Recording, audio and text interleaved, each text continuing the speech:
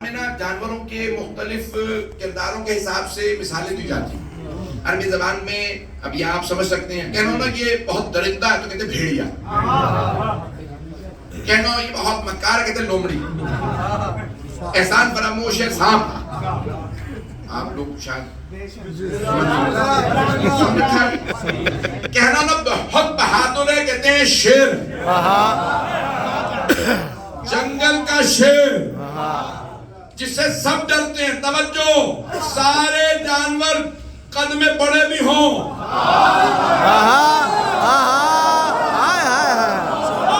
وزنی بھی ہوں, شیر سے ڈرتے ہیں. کیوں؟ جنگل کا شیر. میں سوچا کرتا تھا جنگل کے شیر کا اتنا رو, اگر کوئی اللہ کا شیر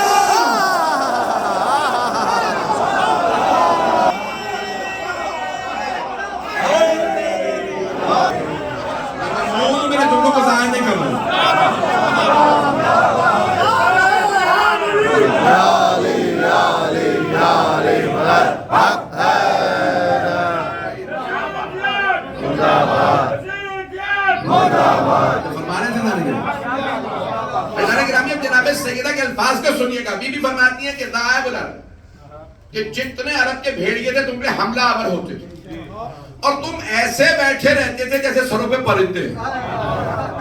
اس مثال کو سمجھتے ہیں؟ سر پہ پرندہ ہوتا ہے تو آتے ہلتا نہیں. ایسا نہ میں ہلوں, پرندہ بہت بزدل ہوتا ہے, پرندے اڑ جاتے ہیں.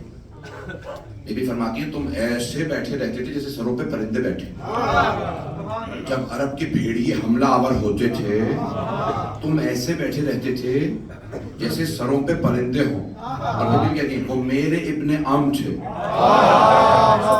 مولا علی کی طرف اشارہ. بھئی جس چچا کو سیدہ چچا کہنے میں اعزاز محسوس کرو, سوچئے ان ابو طالب کا مقام کیا ہے.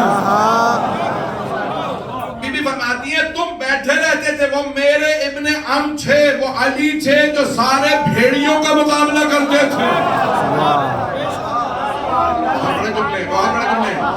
جناب سیدہ کائنات فرماتی ہے کہ وہ میرے بابا جنہوں نے ہدایت دی, اور جب مقابلے کی باری آئی, جنگوں کی باری آئی, تو میرے یہ خطبہ جناب سیدہ تعارف کروا, اللہ کا, رسول کا, مولا کائنات کا تعارف کروا رہے ہیں. اس سے پہلے کہ میں بی بی سے متعلق چند جملوں کو پیش کروں سن لیجئے. بی بی فرماتی ہیں وہ علی تھے اکیلے سب کے مقابلے میں کھڑے ہوتے, اور تم دیکھتے رہتے تھے علی مقابلے کرتے تھے.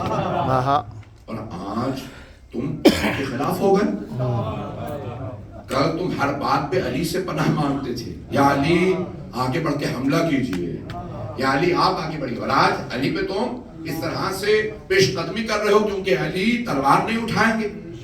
اعزائے گرامی, یہ بی بی حالات کو پیش کر رہی ہیں. انسان کتنا احسان فراموش ہو جاتا ہے بعض اوقات, اسے یاد نہیں رہتا کل اس نے ہماری جان بچائی تھی.